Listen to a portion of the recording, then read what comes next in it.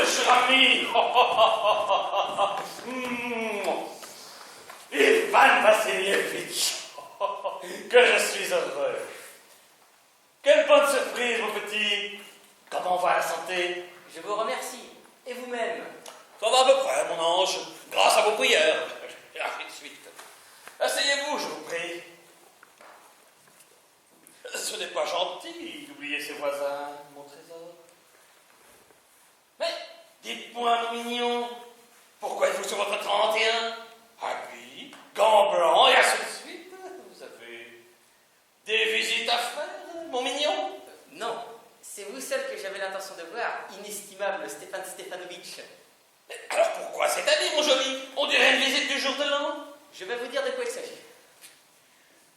Je suis venu chez vous, inestimable Stéphane Stéphanovic, pour vous adresser une demande. Ce n'est pas la première fois que j'ai l'honneur de solliciter votre aide, et vous avez toujours bien voulu, mais excusez-moi, je suis très ému.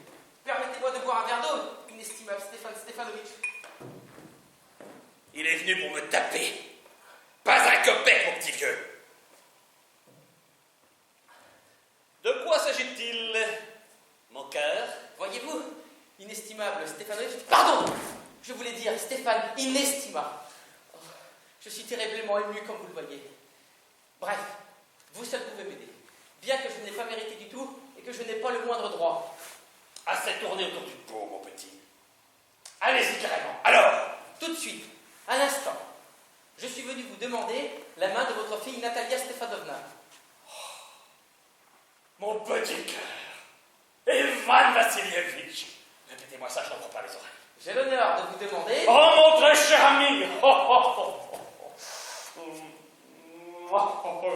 Oh, que je suis donc heureux. Et ainsi de suite. Il y a si longtemps que je souhaite cette union. Voilà bien mon rêve le plus cher. Et je vous ai toujours aimé, mon ange, comme mon propre fils. Que Dieu vous apporte à tous deux amour, entente, et ainsi de suite. Et quant à moi, j'ai toujours espéré. Oui, mais qu'est-ce que j'ai à rester planté là comme un imbécile? Parole, la joie me fait perdre la tête. Oh, que je suis heureux. Je cours chercher Natalia, et ainsi de suite. Inestimable Stéphane Stéphanovic, croyez-vous que je puisse espérer? Un bel homme comme vous. Comme je pouvais refuser. Je parie qu'elle vous aime déjà à la folie. Et ainsi de suite. Un instant. C'est pas vrai. Tu sors par Ouais. là. On avait dit comme ça là. Un instant. J'ai froid. Je frissonne. Comme si je devais passer un examen. Prendre une décision. Voilà la chose capitale. Si l'on se met à réfléchir, à hésiter, à discuter, à attendre l'épouse idéale ou le grand amour, on risque de rester célibataire. Oh, que j'ai froid. Natalia Stefanovna est une excellente maîtresse de maison. Elle est pas mal de sa personne. Elle a de l'instruction. Que me faut-il de plus? Oui, à force de m'agiter, j'ai les oreilles pleines de bourdonnements. D'ailleurs, il faut absolument que je me marie. J'ai déjà 35 ans. C'est l'âge critique, pour ainsi dire. Et puis, j'éprouve le besoin d'une vie ordonnée, bien réglée.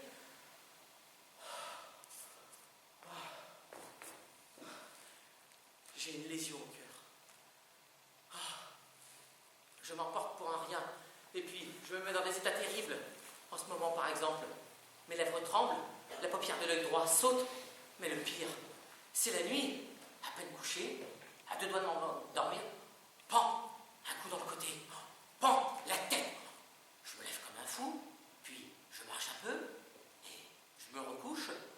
Et voilà que ça recommence. Pan, dans le côté, pan, dans le côté gauche. Pan, pan, au moins 20 fois de suite. Pan, ah! C'est vous?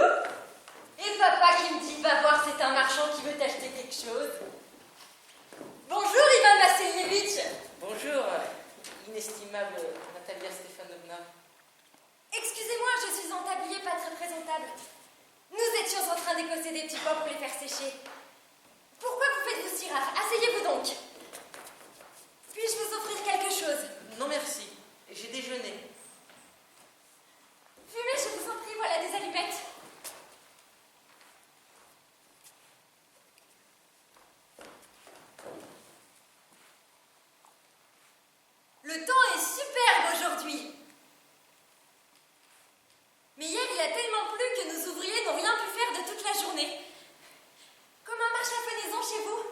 moi, figurez-vous, j'ai été trop gourmande.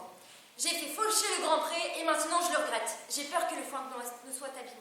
J'aurais mieux fait d'attendre un peu. Mais dis donc, vous êtes en habit, ma parole. Je n'en reviens pas, vous allez au bal? À propos, je vous trouve très bonne mine. En quel honneur cette élégance? Voyez-vous, inestimable Natalia Stefanovna, je suis venu vous demander... vous serez sans doute très étonné, fâché même peut-être, mais je suis tout glacé. De quoi s'agit-il? Eh bien, je tâcherai d'être bref. Vous savez, chère Natalia Stefanovna, que j'ai l'honneur de connaître votre famille depuis longtemps, depuis mon enfance. Ma défunte tante et son époux, dont vous ne l'ignorez pas, j'ai hérité les terres, ont toujours tenu votre défunte maman, ainsi que votre papa, en haute estime.